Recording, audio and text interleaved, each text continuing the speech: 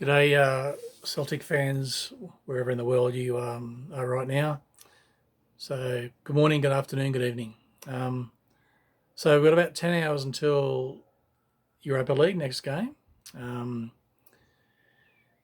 Before we get there, look, and all you Celtic fans worried about the competition, Celtic are going to win the comp, okay? Um, it's pretty easy. Well, not pretty easy, but they're going to win the comp. So, any talk of teams from here on end will be the best possible team because there will come a point when we can throw on Ralston and still win. Okay, so we'll talk about optimal teams for the European ties. Okay, so look, the game against Leverkusen 4-0.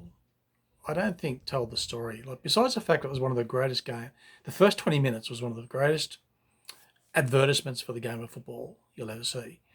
Um, you know, Hart saved a few crackers, but at the start, Kyogo, if it wasn't for probably the greatest defensive intervention since the Prussians arrived at Waterloo, uh, Celtic would have been one up after 3 minutes, and that would have, changed the game. That fourth goal, Ralston, two guys in front of him, and he tries to take them on and loses the ball, and there was an open player to his left, but he takes him on, loses the ball, defensive shot, boom, goal. A penalty, dodgy penalty, but like 4-0 there was not a 4-0 game. Okay, their keeper made some probably 5 world class saves, but so heads up, chins up. Righto, the team. Look, yeah, Hearts is a god.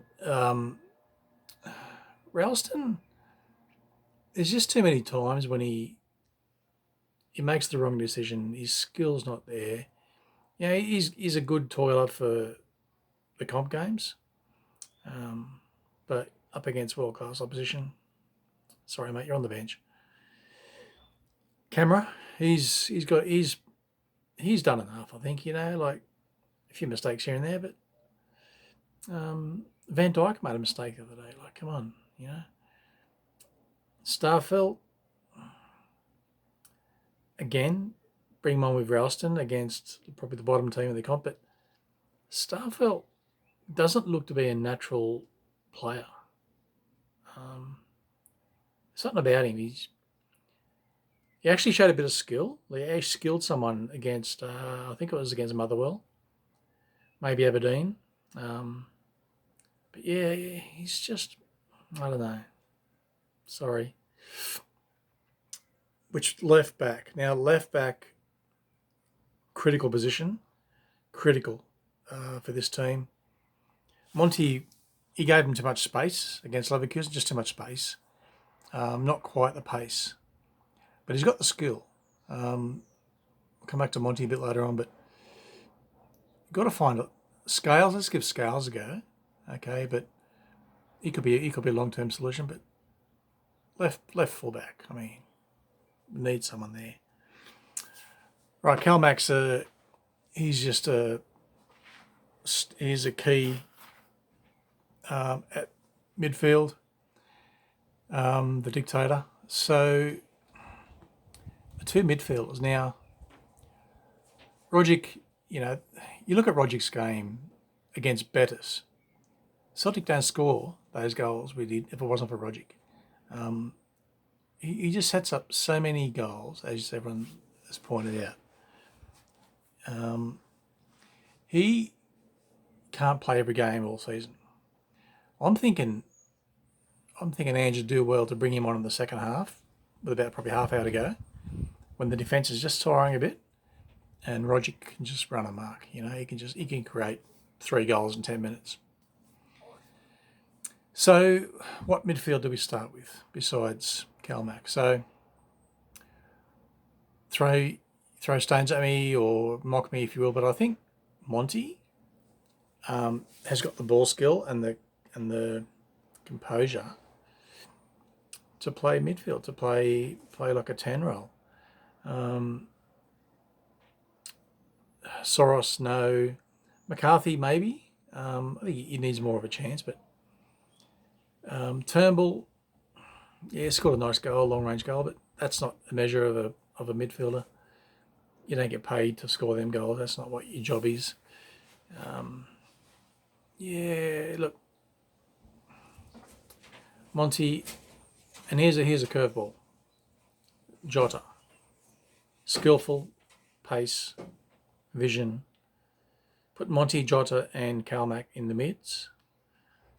Kyogo up front, where he lives. Left and right. So you got Forrest to come back. Abada, who he's making a few mistakes, but look, Kevin De Bruyne made some silly passes the other day. It happens. He'll get better, Abada. So left forward, if Jota's in the midfield, left forward, Forrest. Or if Forrest is a right forward, swap him with Abada. Either way, with a creative midfield, we're going to create chances and just take one of those chances. But look, Christopher Julian also to come back. Maybe Starfelt can step aside for him. I've never seen Julian play. Can't comment. He was pretty good. But yeah. So I reckon that'd be a good team. But Rogic, you can't just flog him. Like I reckon there's a second half specialist from here on in. That'd be good. That'd be good to see. Yeah. So these away wins. People will talk about them, but Celtic are going to improve more than any team in the Scottish comp.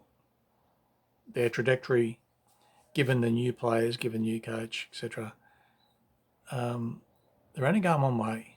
So get on the train. Yeah. Okay, so the kick-off against the Hungarian team, I can't even pronounce their name, in about 10 hours from now. And I think we'll do them. Providing, injuries. I think we'll do them. And then it's on. And then there's no looking back. So Celtic fans around the world, cheer up. It's all happening from here. Yeah. Let's see how it turns out, eh? Thanks. Bye.